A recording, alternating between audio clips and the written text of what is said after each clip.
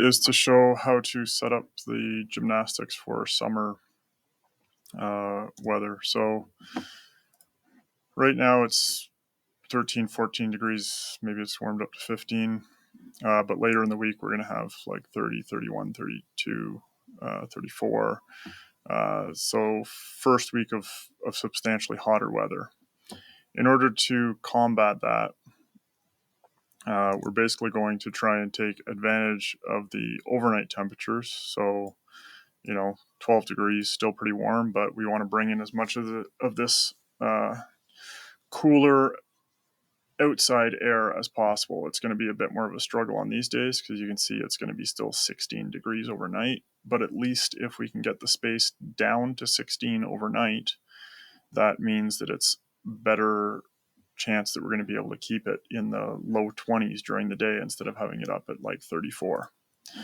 So to do that, you basically need to go into the schedule, and I've already changed it for the first few days of the week to give the idea. So you can see here it's going to run on cool all night long, and then it's going to switch to unoccupied. I should probably look at the actual sort of times a day that it starts to heat up a lot closer, especially for these hotter days. But this is just to give you the general idea. So basically you want it on cool and then switch to unoccupied once the sun's coming out. So that way you can start as cold as possible. And then these little blocks of cool that I've booked in here periodically throughout the day, those half-hour slots are to give you some air turnover, because if you don't have any air turnover in there at all, yes, it'll stay cooler, but it'll also get pretty stuffy. You need some fresh air coming in periodically. And, make sure you go and talk to the gymnastics people and find out if they're getting enough, fresh air, if the temperature's comfortable, because some days you'll get really cold overnight temperatures, like especially once you start to get further into the fall, where it'll be 5 degrees, things like that. So in order to make it easier, you basically set up one day, book all the days the same, and then if you select this day and then right click on it, copy, then you can go to successive days and say paste, and it'll just copy over what's currently there. So right now you can see it's Friday morning. It's currently running on normal. As we paste over this, it's now going to switch to unoccupied, and I'm going to hit save in order to make sure we actually keep this, and then I'll go back to look at the changes. So you can see here I've space set is at 12, and that's because in here I changed all the set points for summer. So normally cool was at 18 for the winter time, and the reason I've dropped all these down, we could probably actually go a little further, call normal 17 and warm 20. And unoccupied I've also set to 12. And so the reason for this is I've set it to 12 because we really want to make sure we don't get any heat added to the outside air that we're bringing in, unless in case it was, say,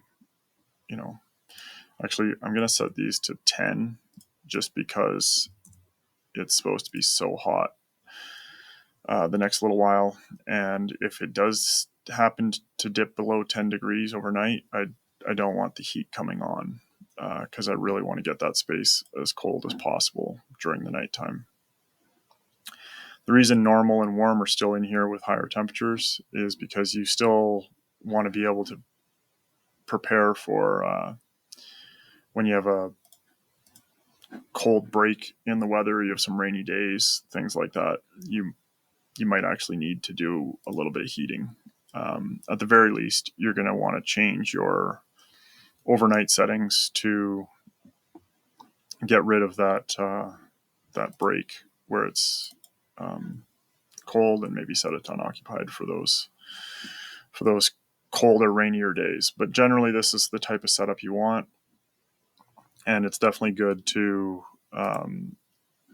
closely compare with the actual weather forecast and try and adapt to the weather forecast as much as possible. Like I said, these days are going to be the most challenging.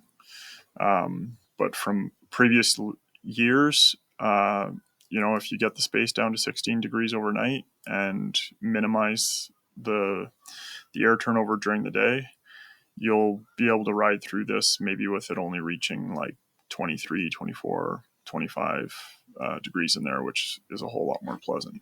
So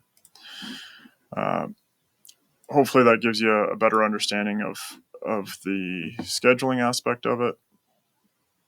Now, the other part that I should mention is one thing we also do during the summertime in order to try and make sure that we don't put more heat into these units than necessary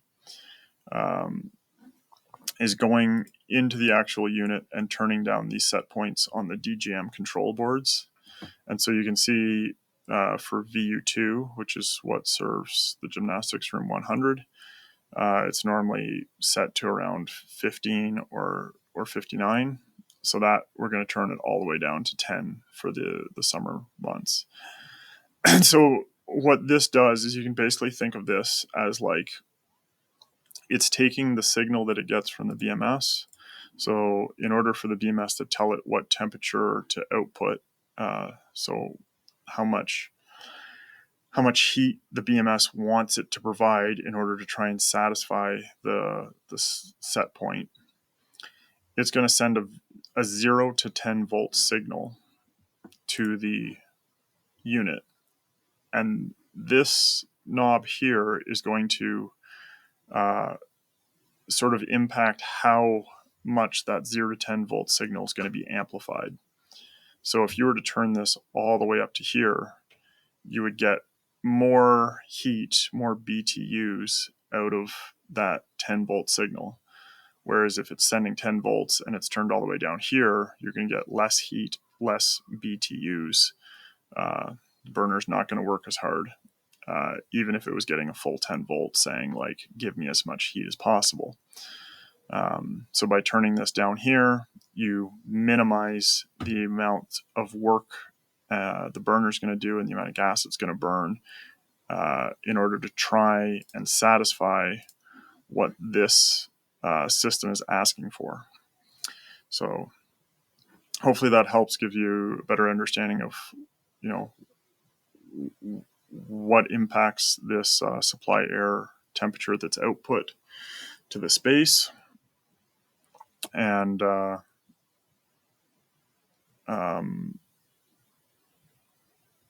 other thing I just noticed that we should also make sure to do. So here, the economizer: off, use outside air; on, use return air. So you should always make sure that you've got this set up the right way. And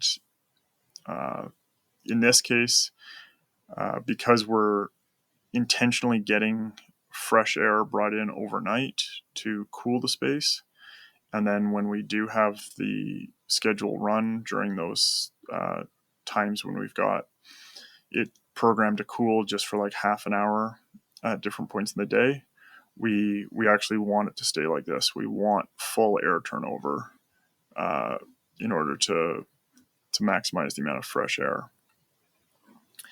At other times of year, like in the spring and fall, winter, you want to make use of this economizer function because it's going to do recirculation of the air and minimize the amount of heating that's needing to be done. On a different unit, it's a totally different story because, like, for example, the community hall, it has air conditioning. So in order to, you know, maximize energy savings with the air conditioner, you would want to have this switched to on in the summertime.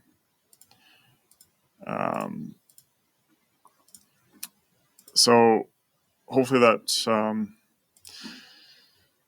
is a clear enough explanation of how and why we want to do what we're trying to do with the gymnastics, in order to basically try and give them as cold air as possible while not having AC in there. So you can see right now we still got 15-degree outside air, and right now it's set to unoccupied.